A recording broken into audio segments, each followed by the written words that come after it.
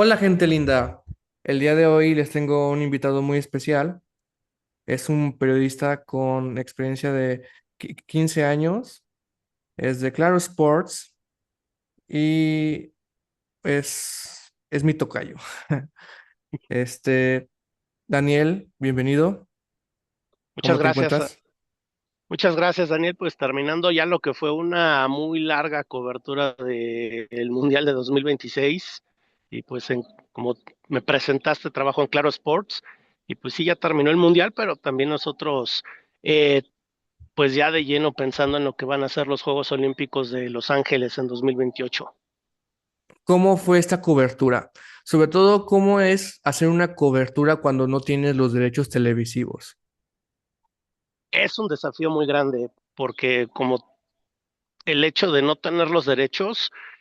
Uno te limita un poco por el tema de no tener imagen, la gente quiere ver goles, pero no se los puedes mostrar por las directrices y por el tema de derechos y por el tema de las restricciones que te pone FIFA. Por otro lado, tienes que ser creativo para la manera en cómo vas a presentar el relato de lo que sucedió en el terreno de juego. Ese es el principal desafío para trabajar a una empresa que no tiene derechos de transmisión. Te pongo el caso, ¿no? No tenemos derechos para el Mundial, pero para Juegos Olímpicos me ha tocado trabajar Río 2016, Tokio 2020, París 2024, y a diferencia, pues tienes todo el margen de maniobra para utilizar imágenes, entrevistas, estar en el sitio de los hechos. Entonces sí se vuelve como que ese contraste muy interesante porque por un lado estás limitado a lo que te permita tu acreditación o lo que te pueda llegar por agencias y las limitaciones también que de pronto tienen las agencias o las limitaciones que también te tienes para difundir material y por otro lado otro tipo de competencias puedes, en el caso de Juegos Olímpicos, puedes explotar el material que tú tienes como se te dé la gana. O sea, tienes que obviamente sacar la creatividad, ¿no? Porque tienes Ajá, estos recursos limitados, me imagino, ¿no? Para la así cobertura. es, Y así es. tienes que explotar lo que tienes, ¿no? Para hacer una cobertura sin derechos. Eh, También, obviamente, eh, pues, saber qué es lo que tienes, ¿no? De recursos. Este año me gustó mucho que llevaron a Videgaray y a, ¿cómo se llama el otro? Estaca. El Estaca, El José Estaca. Ramón San Cristóbal. Sí, sí, sí. Esos programas fueron obviamente pues más cómicos, ¿no? Pero fueron programas muy entretenidos y sobre todo, implementar la comedia en el deporte no es tan fácil, me imagino. No, y además, por así decirlo, tampoco voy a decir que seamos innovadores y estamos descubriendo el hilo negro, ¿no? Porque a final de cuentas es una fórmula que se ha utilizado desde hace muchos años, ¿no? Tú lo veías en Azteca con Víctor Trujillo y con Andrés Bustamante con con el Wiri Wiri, o de pronto también Televisa con los cómicos que llevaron Eugenio Derbez, Omar Chaparro. La cuestión es ser puntuales a la hora de manejar la comedia, de tener el chiste adecuado, de saber compaginar esta parte de la información, el deporte con el chiste. Es algo que pareciera muy fácil, pero algunos tienen mucho éxito. El caso de Bustamante y de Víctor Trujillo, otros no tienen el caso. Creo que nosotros ahí hicimos nuestro esfuerzo y hicimos nuestro esfuerzo e hicimos lo que pudimos hacer en ese momento en esta cobertura. ¿Cómo empezó este amor al arte, lo que yo le llamo el amor al amor al arte? ¿Cómo, cómo dijiste en tu vida, en qué momento llegó en tu vida esta ambición de ser periodista deportivo? ¿Por qué te hiciste periodista deportivo? Híjole, puede sonar muy presuntuoso, ¿no? Yo desde muy chavo, 12 años, escuchaba por radio el concepto que se llamó Superdeportiva, que fue mutando a Estadio W y hoy es W Deportes.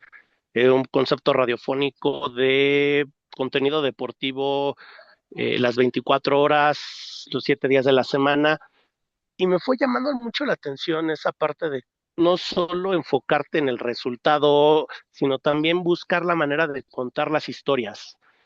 Eran un concepto que además tenía derechos de transmisión de, no solo de fútbol mexicano, sino también de pronto te transmitió en aquel momento, en el año 2000, transmitieron la Euro, posteriormente Juegos Olímpicos, NFL, Super Bowl. Entonces me fue llamando la atención y sobre todo también ese deseo de contar esas, tanto las historias de éxito como las historias de derrota, porque pues sí, muchas veces nos quedamos con el que ganó, pero a veces el que perdió o el que descendió también tienen algo que contarte y a veces también tienen esa parte de implicaciones que van más allá de simplemente del resultado.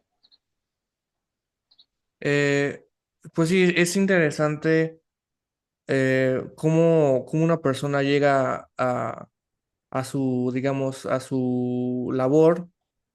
También estaba viendo en LinkedIn que trabajaste con los Pumas como becario. Sí, sí, ahí puedo decir que fue mi primera experiencia ya muy cercana en medios de comunicación. Fue mi servicio social y prácticas profesionales durante 2 años.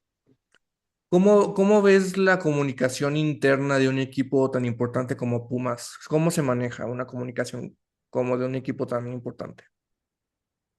Mira, creo que lo primero es entender que tu trabajo tiene mucha implicación con el contacto con en este caso cliente, bueno, en este caso son los aficionados. Lo que buscas es que tu trabajo, tu gestión, porque tú eres, a final de cuentas, eres un intermediario entre medios de comunicación y aficionados. Entonces, lo que uno entiende es que ese trabajo de gestión para acercar al, a la prensa con el equipo, al final termina impactando en lo que busca y en lo que necesita el aficionado en cuanto a información de su equipo. Por otro lado, tampoco se puede olvidar que lo que tú buscas es controlar una narrativa y sobre todo controlar un discurso.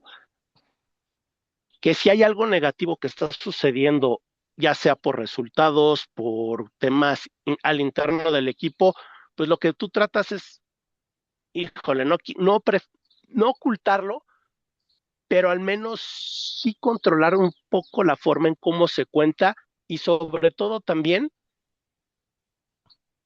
que no se tergiverse lo que está sucediendo al interior. ¿Por qué? Porque cuando los resultados son positivos, la verdad es que no tienes mucha complicación. La imagen que tienes es sumamente positiva, las críticas van en el sentido de enaltecer tus virtudes, tus resultados, las características, lo que estás mostrando en el terreno de juego. Es cuando los resultados no te acompañan o cuando hay algún problema al interior del equipo, cuando en verdad se nota más el trabajo.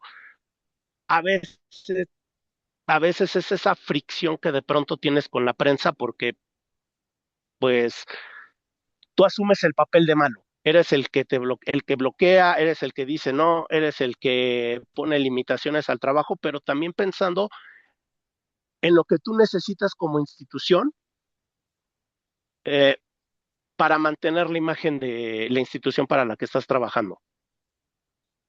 También el otro día yo estaba viendo una entrevista a Pep Guardiola de cuando Pep Guardiola jugó con los Dorados de Sinaloa, aquí en México. Ajá. Y él decía que la prensa en México es muy dura. ¿Realmente es dura o el jugador es algo delicado? Creo que son las dos cosas. Por un lado, insisto, creo que el futbolista, el deportista, cuando tiene buenos resultados, no, como que no es susceptible tanto al comentario o a la crítica. Al deportista, el que le va bien, a todo ser humano le gusta que lo alaben, Sí. le gusta que lo apapachen, le gusta que enaltezcan sus virtudes. Cuando el resultado es negativo, pues nos molesta que nos digan que estás haciendo malas cosas. que no te estás preparando de la manera adecuada, cuando a lo mejor y no necesariamente es eso, pero cuando los resultados son negativos, siempre molesta la crítica. Por otro lado, también creo que la prensa por momentos nos excedemos o por momentos no tenemos esa capacidad de encontrar el punto medio para... ¿A qué me refiero? Si hay un buen resultado, enaltecemos en exceso. Si hay un mal resultado, lapidamos, hacemos críticas y comentarios lapidarios. Entonces, me parece que es ese punto, ¿no? De que por un lado sí, la prensa de pronto puede ser muy mordaz, puede ser muy puntillosa, puede llegar a ser incluso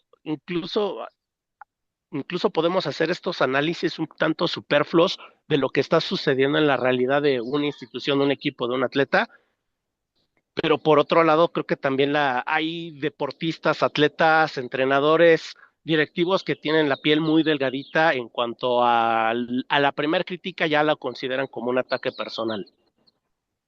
Sí, hay unos que incluso pues apoyan a la censura, ¿no? O sea, por ejemplo, este Faitelson está totalmente vetado ahorita de hablar con ¿cómo se llama? Con el Canelo, ¿no? Y eso es donde Ajá, dices, a ver, pero creo que también ahí influyen un poco, pues, que es esta parte, ¿no? A ver, hasta qué punto te excedes o hasta qué punto, por ejemplo, la crítica es fundada o es más por un deseo ¿cómo podría llamarlo? traer polémica. En este, de crear polémica, a veces crear polémica por crear polémica, y hasta qué punto en verdad estás sustentando tus comentarios. Hasta qué punto entiendes de quién viene la crítica, en el caso del otro lado, hasta qué punto entiendes la crítica, hasta qué punto te entiendes de quién viene la crítica y hasta qué punto decides engancharte como persona por el comentario que está haciendo tal o cual personaje.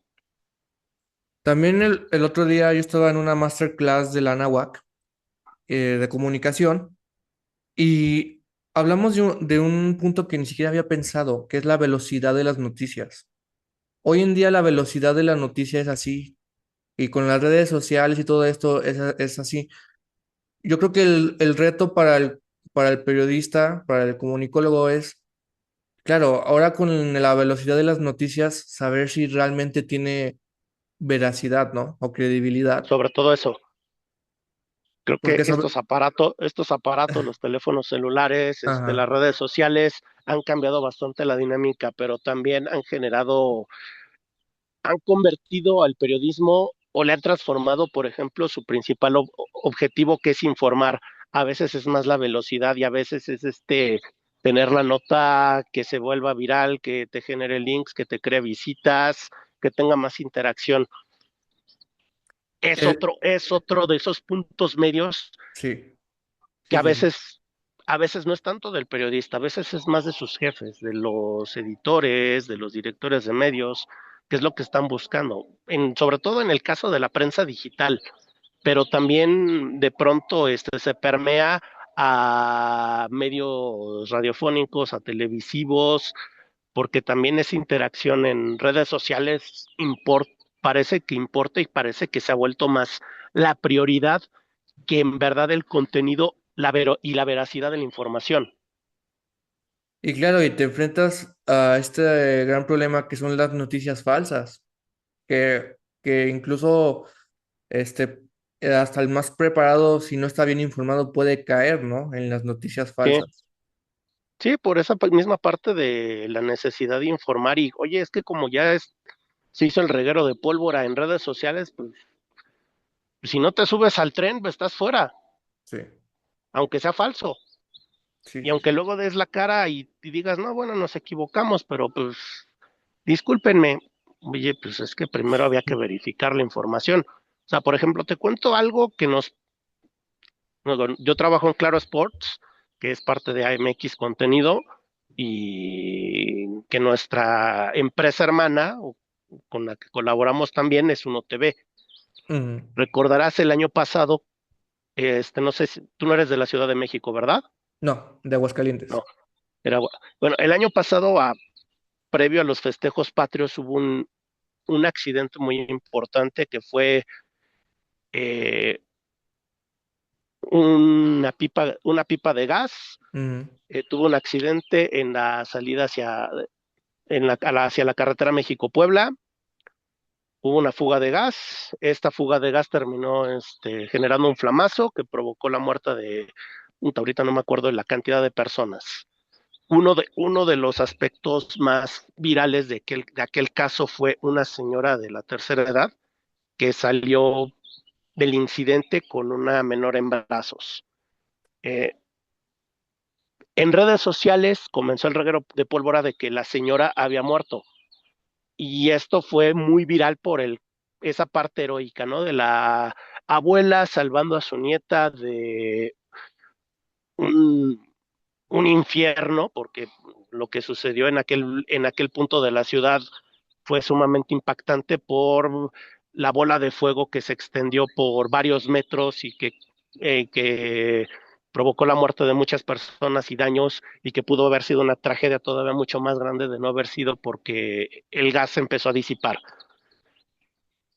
Por otro lado, ahí el reportero que estaba cubriendo la nota estaba dando otra información y el reportero estaba con la familia de la persona afectada y él dice, no, la señora en este momento sigue viva, está delicada, eso es cierto, pero sigue viva, la señora no ha muerto. No, pero es que en redes sociales ya lo tiene tal medio, tal medio, tal medio, tal medio, otro periodista lo están confirmando. No, yo te estoy diciendo, yo estoy con la familia de esta señora y ellos me están diciendo que está viva en este momento. La señora a los días, a las horas, falleció a causa de las heridas, pero no en el momento en el que se estaba dando la nota y cuando tú tenías a un reportero que tenía la información precisa de primera fuente, pero por momentos te estabas yendo con la información y con el reguero de que estaba fuera. No, y tan solo también hay que ver lo que pasó hace poco, y justamente en el Mundial, de que en Argentina, en un noticiero ya estaba dando la noticia de que el papá de Messi había muerto, no sé Ah, si lo sí, viste. sí, Luego, sí, sí, sí, sí. luego salen y se disculpan, pero es como, o sea, a ver, primero confirma tu información. No puedes dar una Ajá, noticia así, muy mucho menos cuando tiene que ver sí, con una muerte, ¿no? Y luego sí, salen y se disculpan, pero es como de no, o sea, por la velocidad de la noticia ni siquiera checaste la veracidad o la credibilidad de la noticia. Pero tienes que hacerlo ajá, porque es tu responsabilidad, ¿no? Es tu labor periodística. ujú, justamente. O sea, haciendo el comparativo, ¿no? Por ejemplo, este mismo caso que mencionas, ¿no? La supuesta muerte del papá de Lionel Messi. Se- lo soltó una periodista, una conductora, con mucha facilidad. 5 años antes, 6 años antes, cuando murió Diego Armando Maradona, parecía que los programas deportivos, las cadenas, los programas que estaban en vivo en ese momento estaban teniendo el tacto de no vamos a decir nada hasta que me lo confirmen y me lo reconfirmen y me lo recontraconfirmen. Ujú, Y veías, o sea, los videos los encuentras en YouTube, por ejemplo, de el programa de Sebastián Viñolo en aquel ujú. momento. Oye, me están diciendo esto, estoy reconfirmando. Y otra persona de los integrantes del panel, sí, a mí también ya me lo están diciendo. O sea, entre todos reconfirmando la información, entendiendo la relevancia y la gravedad del caso que era la muerte de Diego Armando Maradona. Aquí alguien se aventó a soltarlo sin tener una información precisa. Y así de pronto somos en los medios, ¿no? A veces, digo, parece, parece broma que es algo sin importancia, ¿no? Como decir, X jugador ya está firmado con tal equipo, o están pidiendo tanto dinero por tal jugador. A veces nada más son los juegos de los representantes que tanto estamos entrando nosotros en ello. Ahora vamos a hablar sobre la Liga MX. Eh, o cuál es tu opinión sobre cierto casino que patrocina a todos los equipos esté dentro de la Liga MX? puede presuponer y puede darte una cuestión, un conflicto de interés, porque a final de cuentas, esa casa de apuestas, o sea, si hablamos de la empresa que también es dueño de los Xolos de Tijuana, pareciera que hay un conflicto de interés y puede haber un conflicto ético. Me parece que mientras haya transparencia y mientras no haya otros elementos, no le veo tanto problema. ¿Y a qué me refiero? Porque las casas de apuestas, porque no es la única que está metida dentro del negocio del fútbol mexicano, hay otras dos adicionales que son patrocinadores de equipos, pero por temas de tanto de imagen como de negocio, como de, sobre todo temas legales, no les conviene involucrarse en temas de amaño de partidos o en temas más turbios. Al menos creo que por ahí el hecho de que estén metidos en un barco como es el patrocinio principal de la liga y de varios equipos es más para subirse un carro. Ya es pensar que puedan ser un factor para definir otro tipo de cosas, me parece ya que es entrar en el tema de las conspiraciones. Que puede suceder, ¿no? Ujú. Pero voy a lo mismo, ¿no? Por temas legales, por temas de imagen, por temas de negocio. O sea, imagínate, por ejemplo, que hables de que esta empresa, este casino, que esté moviendo los hilos para que tal resultado se dé y que en 1 o 2 años salga esta información, pues es la quiebra de ese negocio. Es la cárcel para varios de sus dueños o varias personas involucradas. Entonces, creo que de pronto hacemos conspiraciones de cierta índole donde no las hay. El problema es, y es lo que ha ocurrido no solo en México, sino a nivel internacional, son las casas de apuestas no reguladas. Ahí es donde tiene que estar el foco y es ahí donde ha estado la investigación. Claro, entiendo de que no hay que caer en teorías de conspiración, pero claro, estamos en México, ¿no? Y en México nada te puede sorprender, nada te puede, no, nada te puede decir, ay, Ajá. esto, Sí, esto pero por es ejemplo, increíble. o sea, estas empresas tienen impacto internacional, Caliente, por este caso Caliente, ¿no? Opera también en Estados Unidos, opera también en Centro y Sudamérica. Ujú. O sea, Sí, no vas sí. a arriesgar un negocio tan grande por acomodar ciertos resultados en ciertos partidos de una liga local. Ahora, ¿tú cómo ves la Liga MX? Sobre todo con este tema del ascenso y descenso. ¿Crees que está está, digamos, en parada, o sea, en su nivel futbolístico, o crees que va en retroceso? ¿Cómo la ves? Me parece que el tema del ascenso y descenso es una pérdida de competitividad tremenda. ¿Por qué? Porque a final de cuentas te implica que el demérito deportivo no tiene consecuencias. Tú te vas al viejo continente o centro y Sudamérica y te das cuenta que una seguidilla de malos resultados te genera el perder la categoría y con ello ingresos y con ello proyección. Aquí en México no. Aquí en Ujú, México se está protegiendo a la élite y por élite llamo los 18 clubes de primera división, aunque no todos en su momento estuvieron de acuerdo con la pausa y posterior desaparición del descenso. ujú. Por otro lado, también limitas las posibilidades de crecimiento de jugadores, elementos que pueden tener una carrera, que podrían tener una carrera desde segunda o tercera división en la estructura de fuerzas básicas de equipos que no pertenecen a la primera división, pero buscan esa manera de ir escalando y llegar a primera división. Ahora ya se los has quitado. Para mí, También le quitas, también le quitas la posibilidad a otras plazas de soñar con tener primera división. claro, Sabe, por ejemplo, lo que sucedió con la Superliga cuando se anunció el proyecto de la Superliga en Europa. sí.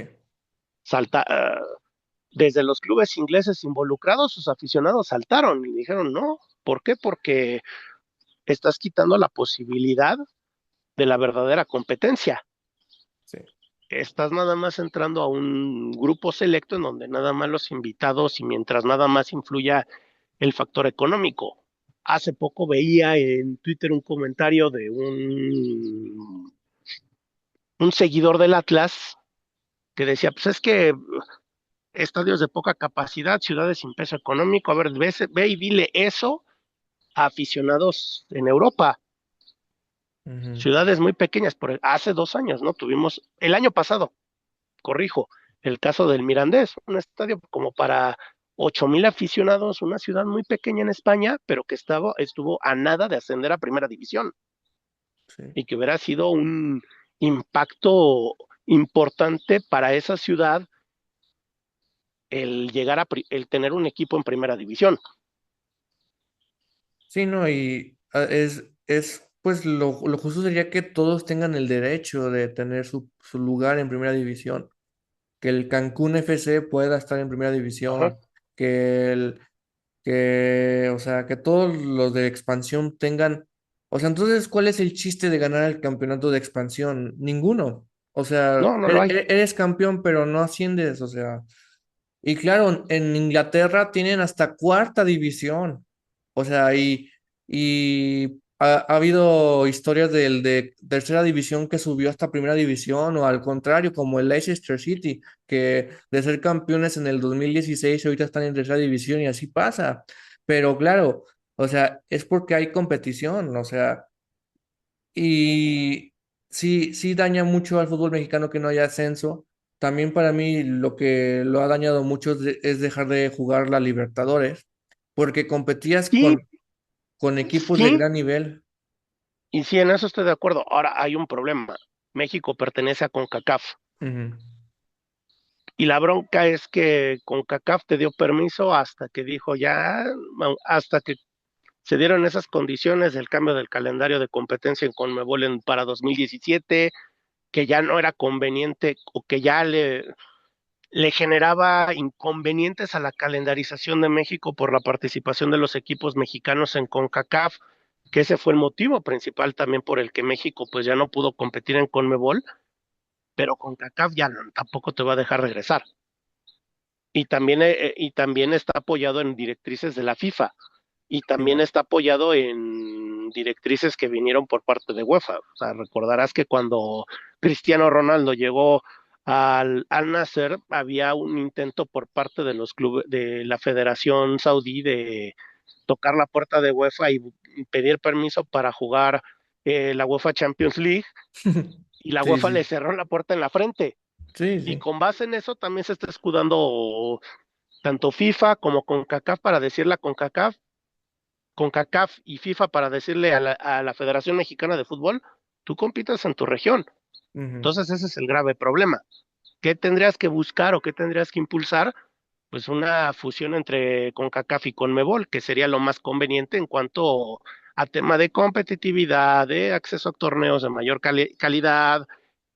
Ahora, por el contrario, si me dices, oh, dejamos de competir en CONCACAF, pero queremos impulsar la Leagues Cup, perdón, dejamos de competir en CONCACAF, pero vamos a impulsar la Leagues Cup porque nos genera más, sí, te genera más, pero económicamente, nada más.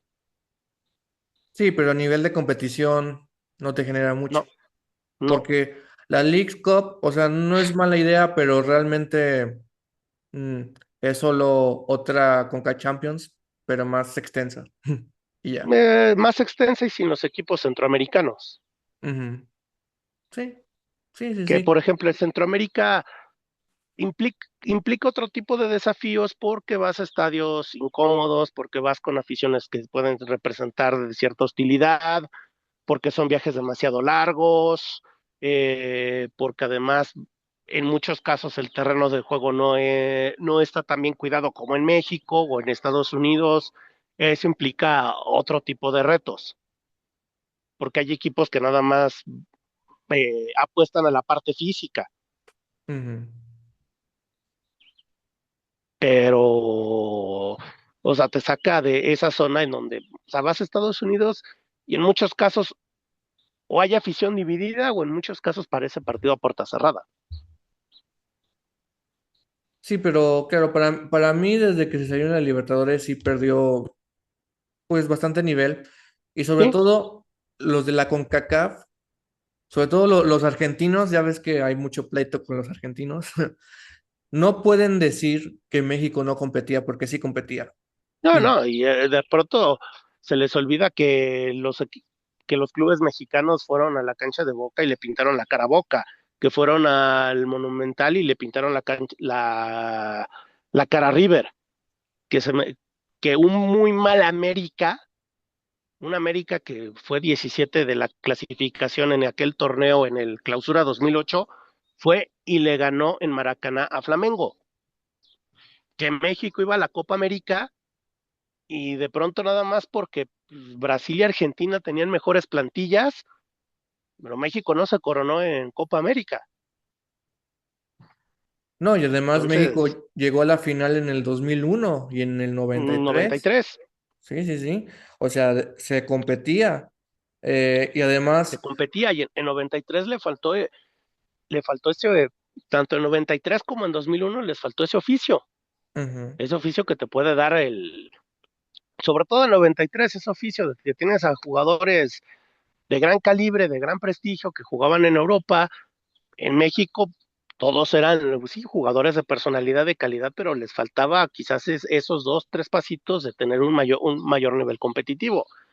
En 2000 te ganó más el hecho de que todo el estadio en Barranquilla estaba volcado con el equipo, con Colombia.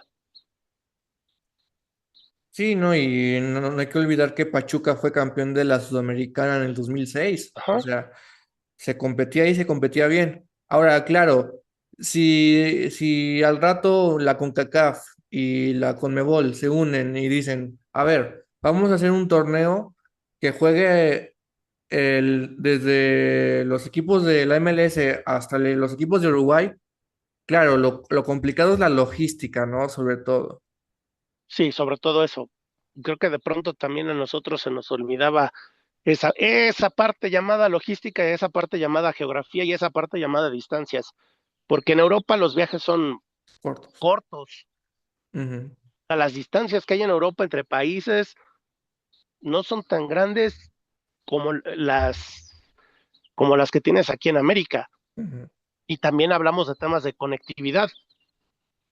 En Europa estás a un viaje en avión y un viaje en tren que pueden hacer 2, 3 horas. En su momento, cuando Monterrey fue a jugar contra Xelajú de Panamá, perdón, Xelajú de Guatemala, Ujú.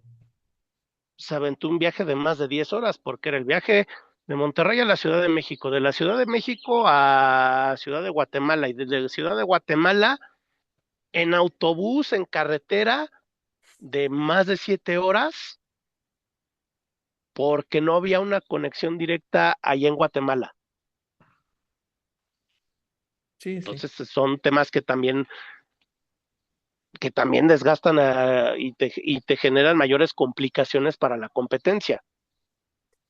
Claro, sí, no es fácil, pero claro, sería interesante que fuera un torneo así, ¿no? Porque realmente ¿Sí? competiría toda América, ¿no? No está América dividida entre dos confederaciones. ¿Mm? Y por ejemplo, también tienes el otro ejemplo también de otro continente igual de inmenso como es Asia. Su Champions League se divide en dos regiones. Una Ujú. parte la juegan los equipos que forman parte del Medio Oriente, ¿no? Entonces ahí tienes la competencia entre los equipos saudíes, entre los de Qatar, Emiratos Árabes Unidos, y los de Irán, y los de Irak, y los de Turkmenistán, Tayikistán, y del otro lado, la otra parte de grupos están los equipos chinos, japoneses, coreanos, los de Vietnam, los de Indonesia, y ya en las partes definitivas, pues ni modo, ya es cuando se terminan juntando los de las dos partes de Asia. Sí, sí, y ni hablemos del torneo en África. En África es bravísimo los torneos tanto de selecciones nacionales como el de clubes. Es algo muy bravo. Ujú. Y ya para terminar, porque solo me queda 3 minutos, No te este, preocupes. ¿cómo viste el mundial? ¿Qué te gustó? ¿Qué no te gustó? ¿Qué me gustó?